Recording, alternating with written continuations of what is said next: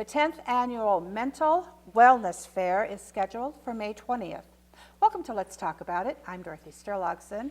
My guest today is Pete Bruno, who is with the Family Life Institute and chair of this project. I am.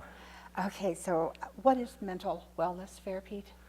Well, every year, the local advisory council on mental health and substance abuse treatment does a special day during May, which is National Mental Health Month. And so a mental wellness fair is an opportunity for everyone in the whole community to go ahead and come and meet providers, ask questions about mental wellness for themselves, for their relatives, for their kids, because kind of like a health fair, we've got many different categories of people who've already accepted to come and still who have invitations pending. So it'd be a good time to come and meet people and find out about local services, but to meet the providers as well. So it's a 3-hour fair. It is. When we did our mental health day last year, what we found was that was kind of the prime time, that from lunch break all the way until about kids were getting out of school, that's what worked best for families. And so this year we kind of planned it around that. Are you set up then in booths, or do you have speakers that'll be doing seminars?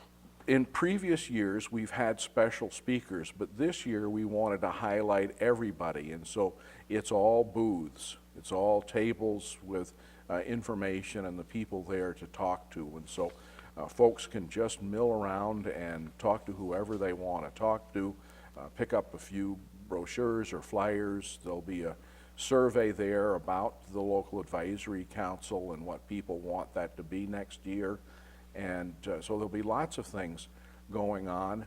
We've even applied for a little bit of money to see if we can't provide refreshments over the noon hours. So that's still pending, but I'm working on it. You said that you were looking at some changes in the local advisory council.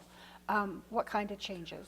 Well, each year we do a survey to go ahead and see what the community wants in terms of who's on that committee. And it's traditionally been both service providers and consumers. The last 10 years that I've been involved, it goes that way heavily. But do they want a county commissioner? Do they want the mayor? In years gone by, we've had, by invitation sometimes, law enforcement for a meeting. Every year we just ask, what does the community want this committee to be composed of? And what does the committee do?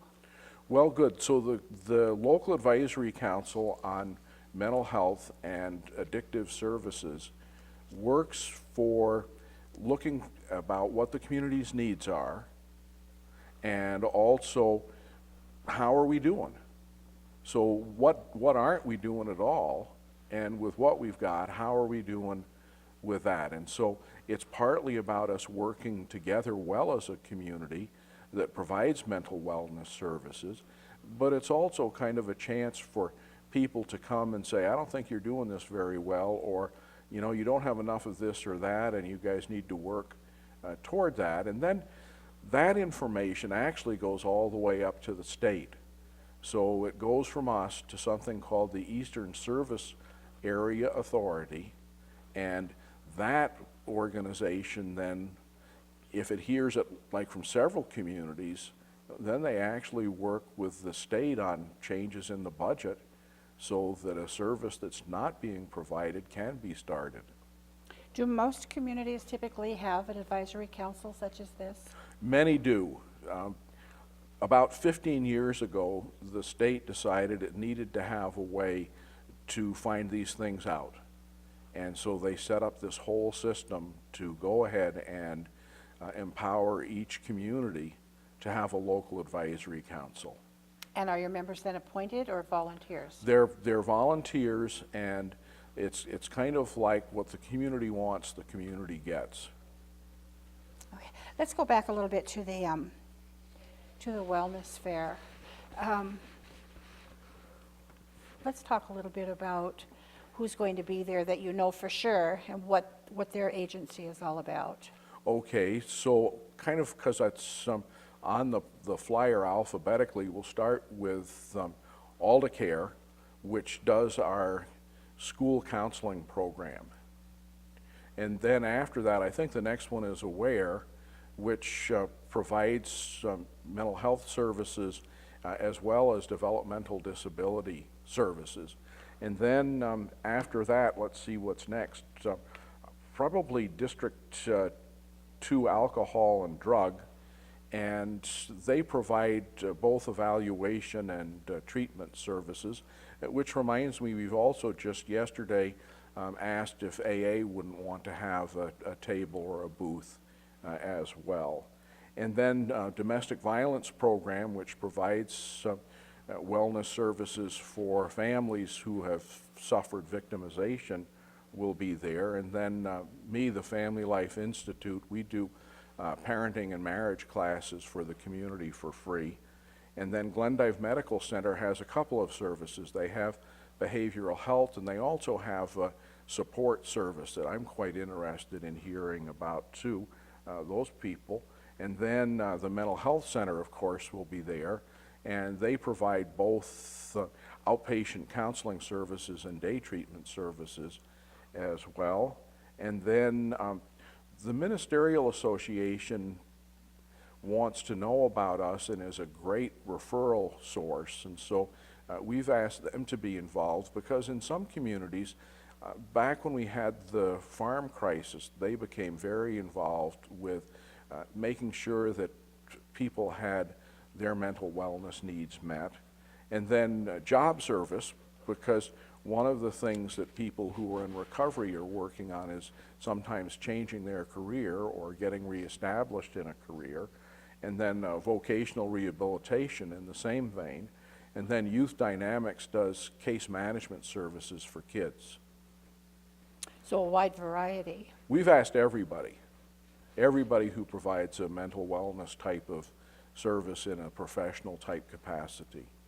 Is there a definition or a difference between mental wellness and mental illness?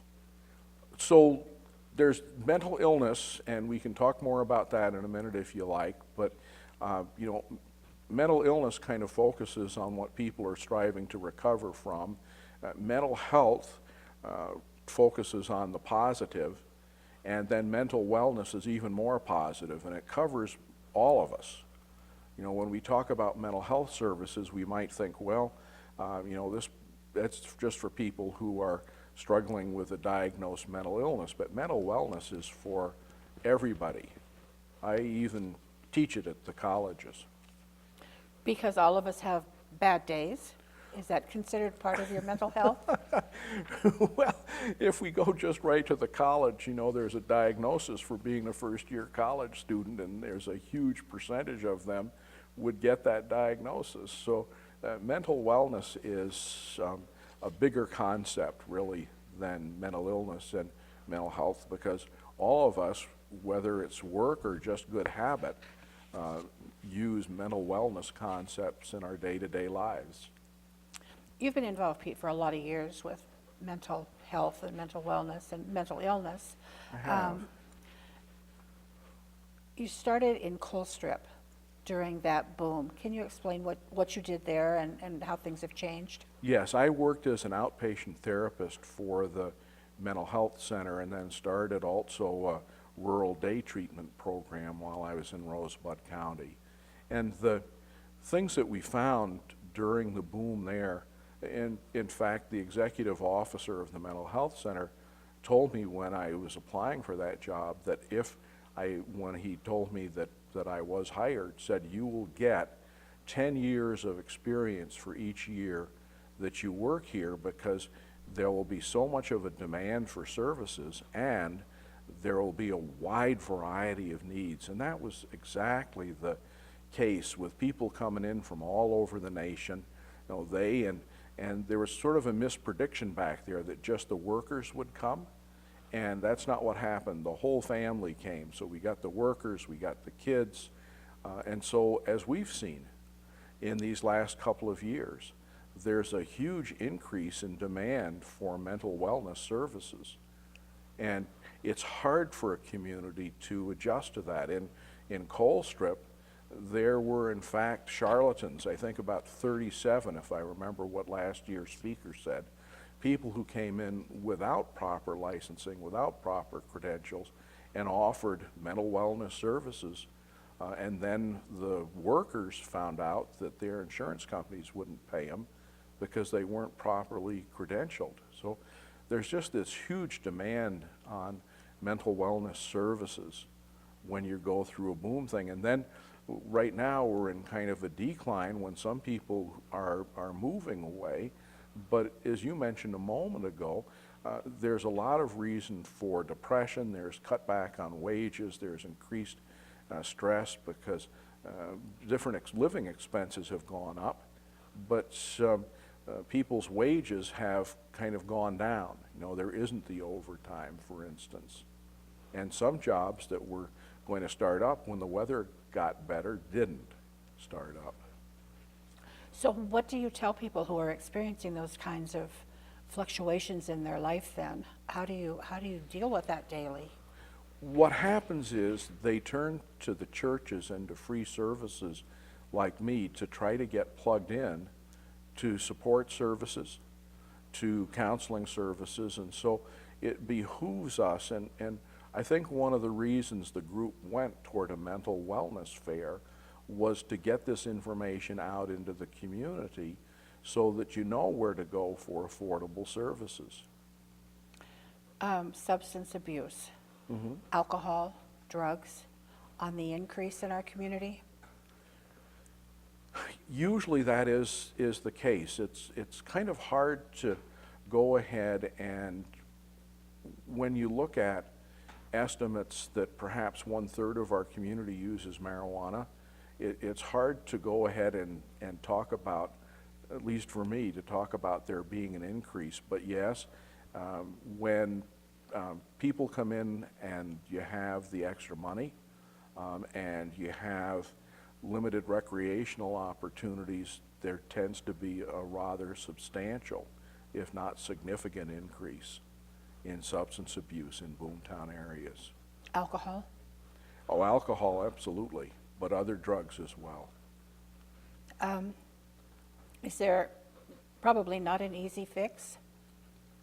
People have to understand that they have a problem with it before it can get fixed? Substance abuse treatment goes through several phases, and as your question implies, yes. The first phase is called pre-contemplation, when the person doesn't know that they have a problem. You know, maybe everybody else in the world knows that they have a problem, especially people close to them. But yeah, there's a lot of people that are on their way to a problem and don't even know they're on the train. You mentioned earlier that it's a family affair, can be. There's a couple of needs specifically that you'd like to address with the increase in population and then the welfare of our children. Thank you. Yeah, one of the things that has been a concern before, and then that need has increased substantially with the increase in population, is children's services, children's mental health services in particular. Still, and now more so, more and more parents are saying, you know, we've got to go all the way to Billings to get this or that service for our children. And that's a hardship. And so by definition, because we don't have a specialist here in regard to children's services, that's all they can do, children are underserved because people don't go to Billings as often as they go to Miles City even. What are some of the problems that you're seeing with children in the community? The children's problems are so varied, but you know, there are the kids that are on the Alzheimer's spectrum. There are kids that are ADHD. There are kids that I heard about even just last night that apparently have been sexually abused, and it's not been formally discovered yet. Kids just have all sorts of problems, and the more kids you have, the more need for services. So just as the school is looking at how are they going to deal with the increased number of kids in the community, there's a corresponding increase in need for mental health services for kids. Autism is a huge concern now. Are there services available for kids with different levels of autism? When you look at the autism spectrum and the need for specialization there in terms of helping those families, again, you're looking at mostly out of community services. What can we do, Pete, to get these services a little closer to home? Is there anything you can suggest? Well, if people come to the health fair and under other write, we want this service, then that'll end up in Helena. You know, it takes the way this system has been set up, it takes the voice of the people saying we want this to get the people that decide how the money's allocated to respond. You have a business called Family Life Institute. What is this part of your life, Pete? So Family Life Institute is our ministry since I've kind of retired.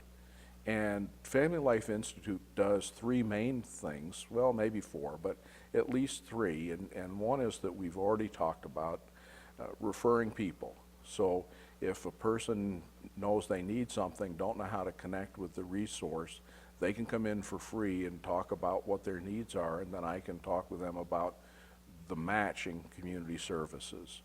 We also do something for helping marriages, which is called Prepare Enrich, and that's a best practice program, meaning that's proven effective, and we do that for couples. So it either helps them before they're married or after they're married. And then there's the series of active parenting classes that we do, which is the only best practice being used now in the community that actually works on teaching parents parenting skills, that's its main focus. And what types of things in the parenting class can you teach parents that they may not know? Well, we do child development. We also work with them on proven effective discipline techniques. You know, there's still a lot of things left over in our culture from World War II that doesn't work real well with today's kids. You know, to be authoritative, to know is one thing, but to be a dictator, to be authoritarian, creates problems in the parent-child relationship that can lead to huge problems in the teen years. And so learning that balance between having some authority and not being a wimp or a doormat, but also not going to the other extreme and being a dictator or going back and forth between the two, but learning that strong middle ground is a very valuable thing and not taught in high school. I don't know where it is taught. I remember I knew my limitations as a teenager, that I could not do things that my parents would disapprove, and I'd be sorry. And my daughter just recently said, I would have never done that in high school because I knew what would happen. I don't know how that is passed on. You know, how do you know how to do that? Well, my son said when they had their child, all of a sudden he remembered a lot of what Corky and I had done, and we'd gotten that from this active parenting class. Yeah, so the best thing to do for expecting parents as well as those who are already into the fray is to go ahead and take a parenting class. It's the toughest job you'll ever have, I think. It's the most important, yeah. Do you also work with grandparents still who have a new role? We still do, yep. So we have services for grandparents who have suddenly become parents again. And what types of challenges are there for grandparents? Well, grandparents, you know, they were looking at kind of slowing down a little bit, and now they're entering into something which is one of the major stresses as well as blessings of marriage. You know, one of the things we know about marriage satisfaction is after you have kids, it's more of a struggle to be satisfied because so much energy goes into the kids. And we know this is true for grandparents to suddenly become a parent again. There's financial things, but there's also time and effort, energy that goes into parenting even a grandchild. Well, besides just being tired Yeah, and yeah. chasing. Yeah. Which is why we get a lot of grandparents in that active parenting class series, because it's also based on efficient parenting. So how long are the sessions that you offer for each of the classes that you have? Well, it depends on the age of the kids. So, for instance, the one for the kids from birth until about age 4, that runs 3 sessions. It's in process of being revised and will probably run 4 sessions. So it's 4 weeks. We do these free Wednesday evenings. You know, while the kids are in Awana and church stuff, it's a great time for the parents to do something productive. And so then the ones for the older kids run 6 weeks. So it's 4-week class, 3-week class right now, or a 6-week class and you're done. Do the children be part of the classes that you have? Do the children come with to any of the sessions and understand what their parents are trying to do? Generally not. Generally not because it's a secret, but a lot of times they get bored. Every once in a while we do a special class for teens and their parents, and the teens don't get as much out of it as they probably should. So sometimes they'll dip in for a class or 2, but usually the ones who's interested is enough to go ahead and go the distances, the parents or the grandparents. Do you get feedback on, wow, I never thought of that, but this really works? Yeah, one of the things that we encourage parents to do is weekly experiments. So of all of the skills we talk about, we encourage them, okay, now go home and try one of these out and come back and talk about it. So, you know, try one that you like and, you know, road test it, you know, give it a shakedown cruise, and then we'll go ahead and talk about it some more next week. But they do follow a curriculum, and so we do cover the material that people need, and so we do some visiting, but most of it is, okay, here's 3 new skills this week. Pick one that you want to try with your kids, go home and try it and be ready to come back and talk about how it succeeded or how it needs to be changed or improved. How do people locate you, Pete? Do you have a website? We do have a website, but what we've done lately is just ask people to call my business cell phone when they want to get into a class. Same thing for this wellness fair. If people need more information about it, you know, it's up at Kearney Center, for instance, but we'll get to that. But all they need to do is call my business cell. It's on the side of the building. It's on the flyers, and I welcome people calling me to go ahead and get registered or scheduled for classes and such. And the side of the building, your address is? It's right behind this. It's 313 West Valentine. Yeah, the old WBI building, that Okay. 2-story shoebox thing that has the Prairie Development Center in it. Okay, and that's where you are located. That is. Let's get back then to the Mental Wellness Fair. It is where and when? Okay, so the Mental Wellness Fair is has the entire Kearney Conference Center on Wednesday, May 20th, from noon until 3. And I expect that noon will be a busy time. We'll have lots of providers there. And as I mentioned earlier, we're hoping to have snacks, but I can't promise that yet. And so we're looking forward to people coming up anytime then. As we noticed last year, by about 3 o'clock, people were antsy to go retrieve kids from school or be ready to meet them on the bus. And it's encouraged that everyone attend because we all have issues at some point. It's about our community. It's about our community, and even if you don't, there will be a time next year that you meet someone who has a need, and if you're informed, you're going to be better able to help your family and friends. Definitely, Pete, thank you so very much for the information today. Thanks for having me. It's always a pleasure. Always a pleasure here, too. My guest today on Let's Talk About It has been Pete Bruno.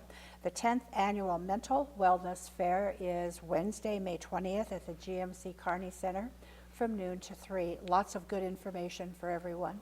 Thanks again, Pete. For Let's Talk About It, I'm Dorothy Sterlogson. Thank you for joining us.